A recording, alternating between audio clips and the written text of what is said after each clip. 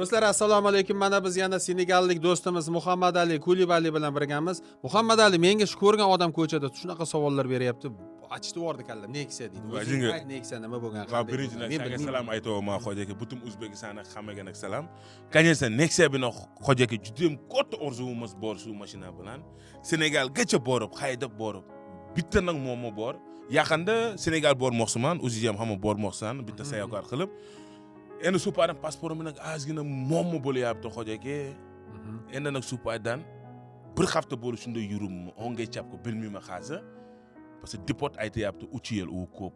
3 kundan Senegal bormoqchiman, qaytishim kerak.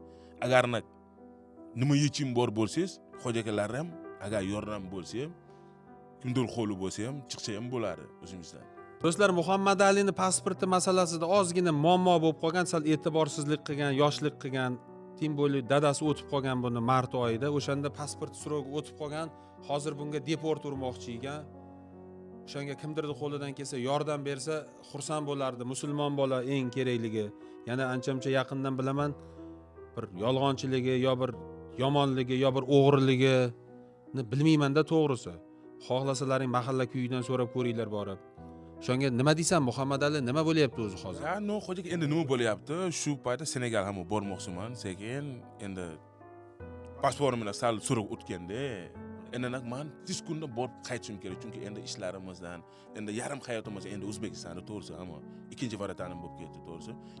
Lekin shu paytda chiqish uchundan deport bo'lish kerak. 3 yildan u juda ham ko'p bo'ladi, to'g'risi. Endi shu uchundan aytaman, agar kimdir hamma iloji bo'lsa, yaxshi Xo'jakalar bor, hamma kimdir qo'lisa kelsa, o'zimiz yordamimiz kerak, bemalol chiqsa bo'ladi. Shu, chunki birinchi Nexia bilan niyatimiz bor. Hali chegaralar bilan qiyin bo'ladi, to'g'risi. Endi samolyot bo'lish kerak. Nexia bilan inshaalloh Xudo xolasa bitta katta orzuyimiz bor.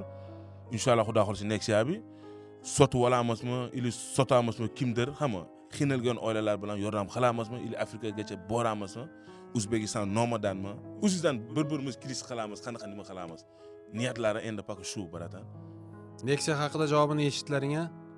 Sotib olib yordam qilaman deyapti. Kimgadir, chunki bitta odamga bera olmaydi. Bitta odamga bersa qolganlar xafa bo'lib qoladi. To'g'ri ham qilyapsan. Chunki bitta odamga berganda 100 ta odamga bersang qancha xursand bo'ladi-da. To'g'ri o'ylabsan.